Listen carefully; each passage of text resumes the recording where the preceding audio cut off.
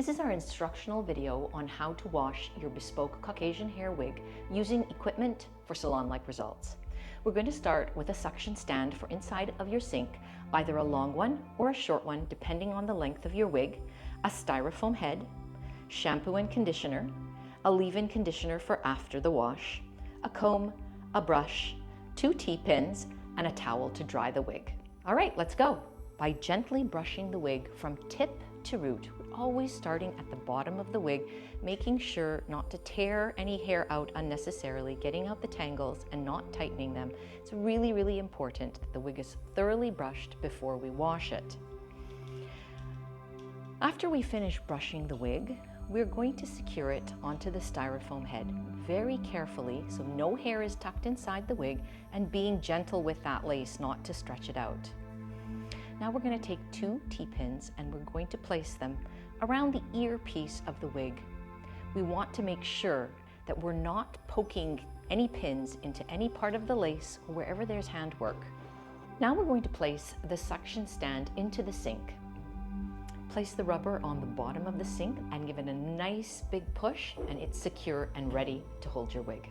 We're going to place the styrofoam head on the suction stand securely.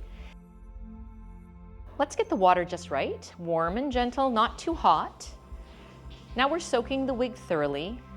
Let it get really, really, really wet. The water should penetrate the entire wig. There should be no dry hair. The cap should be thoroughly soaked. We're going to place a small amount of shampoo in the palm of our hand, rub them together, and get it all mixed up. And let's start around the midsection of the wig and always working in a downward motion. Downward motion, pulling the product down the wig. We try not to agitate, following the direction of the cuticle and protecting that beautiful hair. We always recommend choosing a sulfate-free shampoo and a good emollient type of conditioner. Experiment with what products work best for you.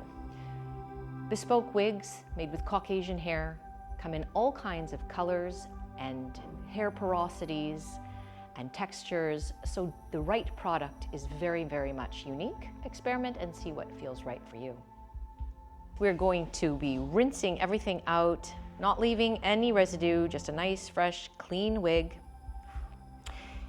And if your wig is particularly dirty, you can always give it a second shampoo. I find that if I was at a family barbecue or in any place where there's somebody that's smoking, I usually need to wash my wig twice just to make sure that all of the outside odors come out. If you have particularly oily skin, you might also need a double shampoo. A bit of conditioner now, and really just enough. Remember, you can always add more. So we're going to use a similar technique to the shampooing. This time we're going to start a little bit lower down. The driest part of every wig is going to be the tips. So that's where we want to focus the majority of the product. We work our way up the wig using a downward motion, trying not to agitate. We're going to get every part of that wig and being very gentle. If you find that your wig is a little on the dry side, feel free to let it sit in conditioner for a few minutes before rinsing it out. And we rinse again. We're taking out the conditioner, and this time we're going to set the water temperature to just a little bit cooler. We want to get all of that conditioner out. So bye-bye conditioner, hello silky softness. Okay. It's time to towel dry, but before we do that, we're going to squeeze out as much of the water as we can by hand, gently, gently squeezing all the way down to the tips. And once that's done, we're going to remove the T-pins from the sides of our wig.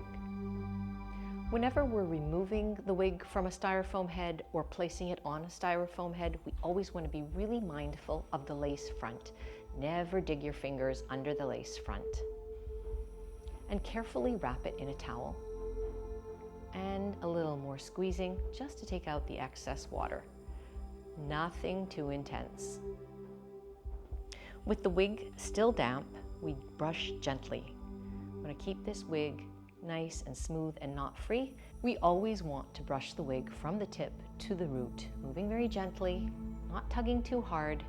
It's better to take your time than to rush through this part. And finally, we're going to place the washed and conditioned wig on a styrofoam head, carefully making sure that there's no hair inside the wig.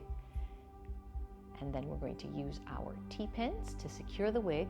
Make sure when you put your T-pins in the wig, it's not going into any part where there's lace.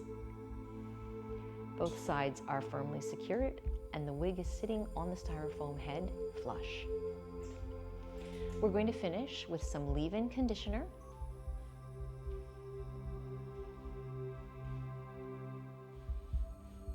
And then we're going to brush that conditioner through one more time, as we're also creating the look that we want for the wig to be when it's dry.